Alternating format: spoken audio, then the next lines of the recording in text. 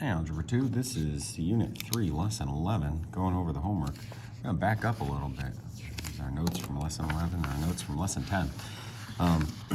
Remembering that, like, we're inventing this new number, just like it's been necessary through time to invent new numbers, like 0 and fractions and decimals and negatives.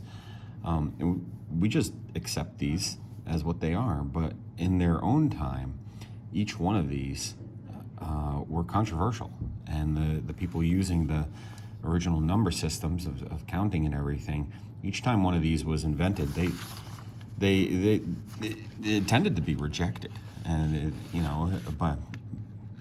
but eventually over time they were adopted, and you learned how to do math with all of these. We also learned that graphing the real numbers on this axis and graphing the imaginary numbers on this axis, that was something that expanded the number system. So every number that you'd ever known was here. Now expanding it, we're branching out into new dimensions with these new numbers. And so we started to see, graphing these and replacing that square root of -1 with the letter I.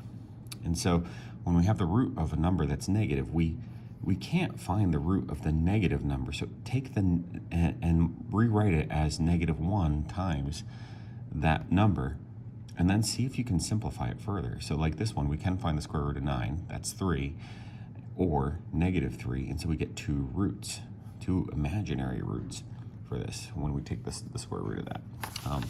Okay, and so, yeah, in class, we ended up learning how to convert some of these numbers and simplify them, and then also graph them. And so, yeah, that's our main goal, is to look at that. And so, yeah, which point represents the complex number -3 plus 2i? So this has a real number part. This is real. So -3 on the number line would be here. Okay, so just kind of remember that. And 2i would be here. So the combination of -3 and 2i brings us to this point A right here. So okay, yeah, that's our answer for that one. So in this number system, when you combine a real and an imaginary number, you leave the axes and go out into these other zones. These zones represent combinations of real numbers and imaginary numbers, and real numbers and negative imaginary numbers. Just like we have positive imaginary numbers, we can have negative imaginary numbers. They're just flipped. Okay. Match each expression to an equivalent expression. So let's see. This first one, A, is going to match with this one. Let's zoom in a bit. And it's like, well, why? If we have 2i times 8, well, here's the thing, is that this is 2 times I times 8. We can rearrange this and do the 2 times 8 to get 16i. Okay. Let's see, B is going to be one that matches with 3 down here, and let's see why. 16, I'm going to do that over here. So 16 times how many i's? Well, 1, 2, 3 i's is what we're multiplying that 16 by. And every time we multiply an I times an I, a square root of -1 times the square root of -1, we get -1. Okay, so that happens when we use 2 of these.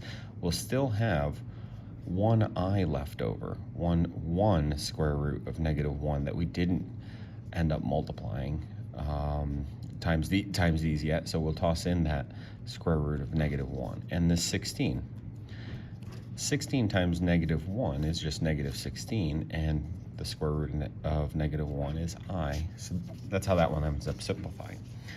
Here, all right, so C matches with number 2, and let's just kind of see how that works out. So we've got 2i to the 4th, so that means 2i times 2i times 2i times 2i. So we can rearrange this because all of these are 2 times an I and 2 times an I, 2 times, okay, so 2 times 2 is 4, times 2 is 8, times 2 is 16. Okay, so we get 16. And then every time we multiply an I times an I together, we get a -1.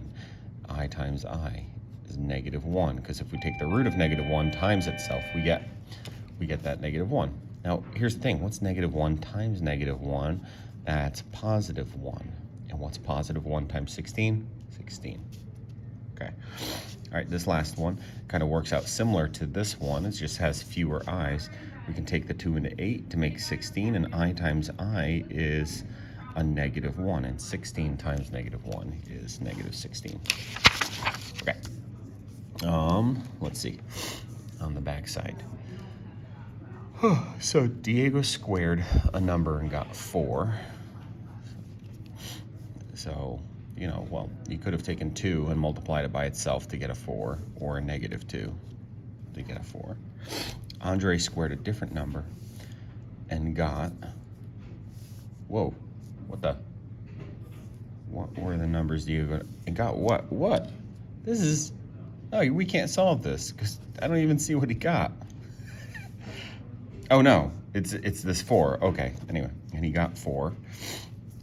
So right here, what were the numbers that they squared? Well, a 2 and a -2. We're just kind of answering it. I didn't see that other 4 over here. Thought that was like numbering this. All right, so this was A, this was B. Jada squared a number and got -4. Elena squared a different number and got -4. What were the numbers that they squared? So the square root of -4 would be equal to 4, the root of 4 times the root of a -1.